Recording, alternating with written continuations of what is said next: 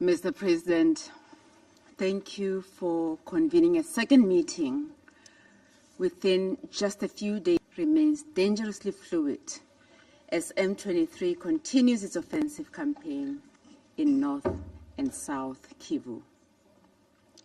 We thank the Deputy Special Representative, Ms. Vivian van der Peer, for her briefing.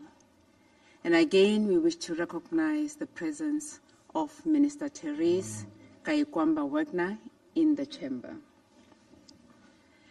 Since the last meeting of the Council on the situation in the Eastern DRC, 4 additional South African peacekeepers lost their lives in the continuing conflict in Goma. On 27th January 2025, M23 launched several mortar bombs aimed at Goma Airport, which landed in the base of the South African troops, killing 3 soldiers and injuring some troops.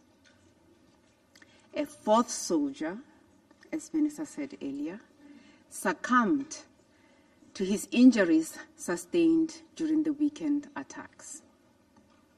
This illustrates that the M23 is well-resourced and would have acquired such resources through means that are against the sanctions imposed by this Council.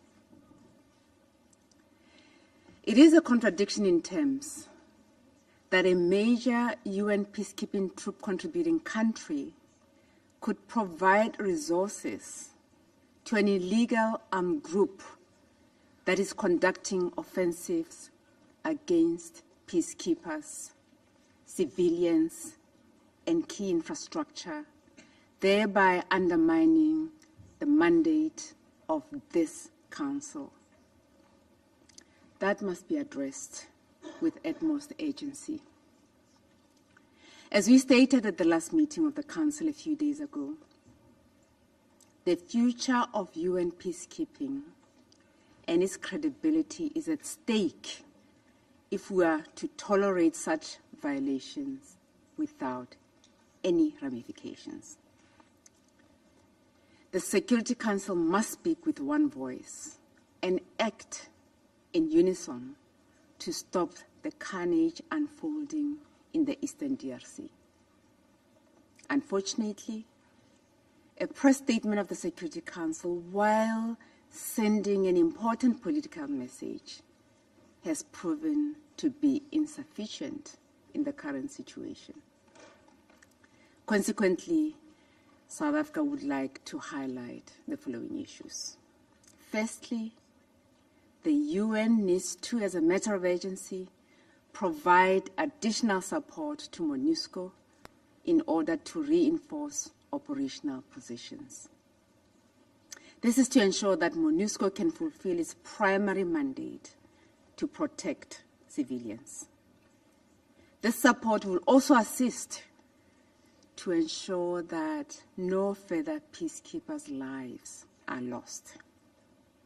Similarly, a stronger consideration must be made to bolster the support that MONUSCO provides to the South African Development Community mission in the DRC, SAMI DRC. Both missions, have the primary responsibility of protecting civilians and key civilian infrastructure. They are instrumental as long as armed groups remain active in the Eastern DRC. Secondly, we remain concerned about the worsening humanitarian situation with millions of people in need of humanitarian assistance.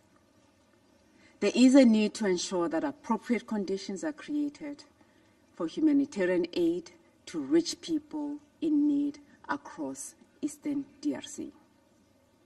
All parties to the conflict must uphold international humanitarian law and human rights law. Thirdly, we reiterate our call for the resumption of negotiations under the Rwanda process. South Africa's President Cyril Ramaphosa held a telephone call with President Kagame of Rwanda yesterday to discuss recent developments in the Eastern DRC and the escalation in fighting that has resulted in the deaths of many peacekeepers, including South Africans.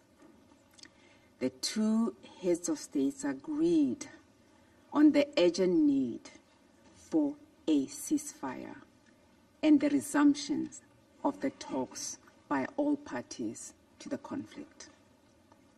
Accordingly, South Africa recognizes the significant strides made by President João Manuel Gonçalves Lourenço of Angola in facilitating peaceful resolution of the tensions between the DRC and Rwanda.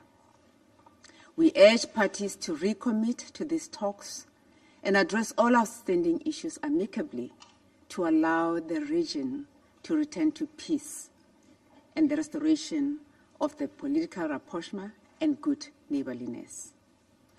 This includes both sides addressing their relations with illegal armed groups and the withdrawal of the Rwanda Defence Forces from the DRC.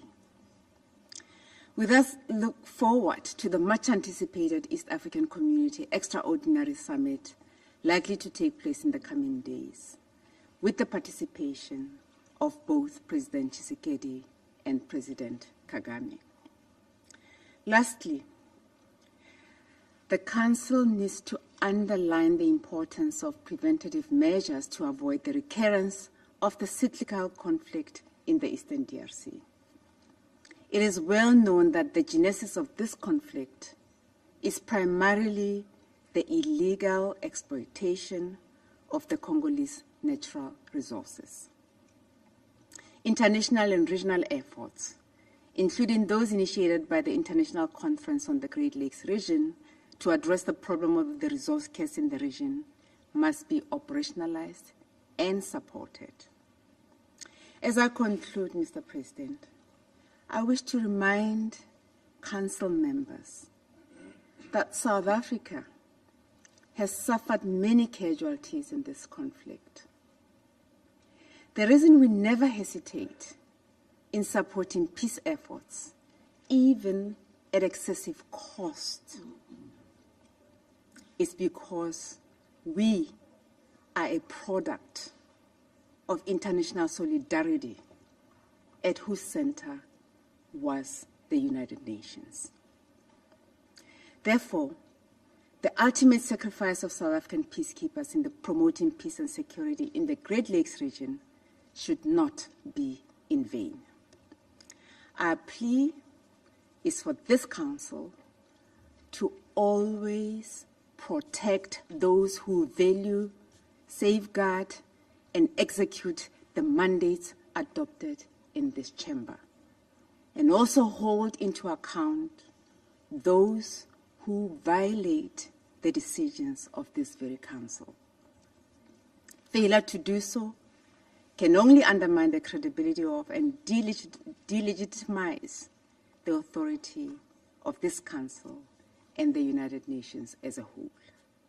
We trust that all members of this Council and the international community can support measures towards establishing a ceasefire, encouraging dialogue, and promoting efforts towards peace and stability in the whole country and the Eastern DRC in particular. Thank you.